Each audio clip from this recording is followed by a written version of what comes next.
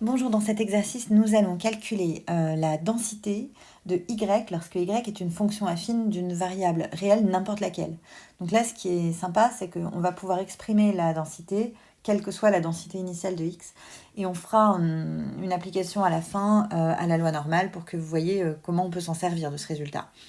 Ok, donc là, je vais prendre une fonction phi qui a x associe donc à x plus b, et qui va de où dans où, donc qui part de R, parce qu'on dit que X est une variable réelle, et qui va dans R aussi, parce que c'est pas parce que vous multipliez par A et que vous additionnez B que ça va changer le domaine.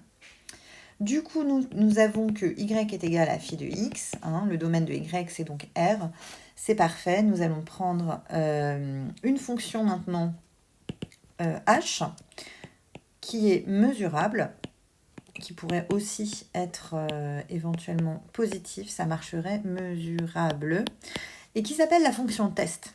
Si vous voulez le vocabulaire, si ça peut faire le lien avec des choses que vous avez vues ailleurs, parce qu'on ne l'appelle pas toujours comme ça en réalité, mais voilà, comme ça c'est h de y, et je prends l'espérance de cette fonction test, et je remplace du coup en disant que c'est h de phi de x. Voilà. Par définition, si vous prenez l'espérance d'une fonction n'importe laquelle, eh bien, c'est égal à cette fonction, donc h de phi de petit x, cette fois-ci, fois la densité de x, hop, dx. Ça, c'est vrai tout le temps. Du coup, en particulier, c'est vrai pour phi égale à x plus b, donc je vais remplacer ça. Hop, h à x plus b, fx de x dx. Donc vous avez compris, j'ai décidé que fx serait la densité de grand X. Et là, je vais faire mon changement de variable. Donc je pose y est égal à ax plus b. Et du coup, j'en déduis que dy, ça va être égal à a dx. Ce que j'utilise tout de suite en le faisant apparaître, regardez ce que je vais faire, c'est que je vais faire apparaître le a ici. Et comme j'ai ajouté le a, il faut que je divise aussi par a. Là, je vais le mettre où j'ai de la place pour que ça reste égal, bien sûr. Comme ça, je saurai directement que ça, c'est dy. Et ensuite, j'ai besoin de savoir ce que vaut x par rapport à y. Donc, c'est égal à y moins b divisé par a. Du coup, regardez ce que ça donne. J'ai mon h, cette fois-ci, je le remplace. C'est par rapport à y que j'écris mon intégrale. Donc, h de y. Là, j'ai mon 1 sur a qui traîne depuis tout à l'heure.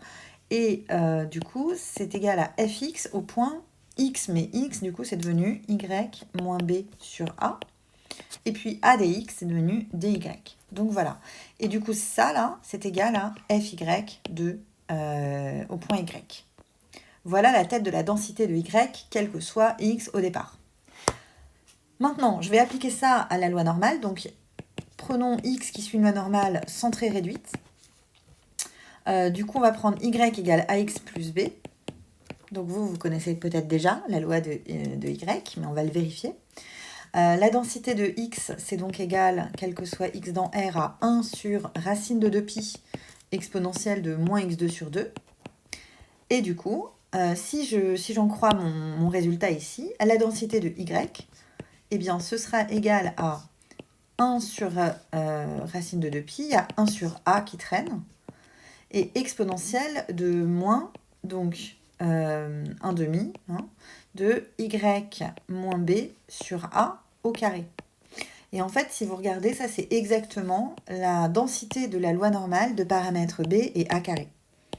Donc on vient de redémontrer qu'en fait, si vous prenez une fonction affine d'une loi normale centrée réduite, vous obtenez à nouveau une loi normale dont les paramètres sont donc b pour la moyenne et a carré pour la variance.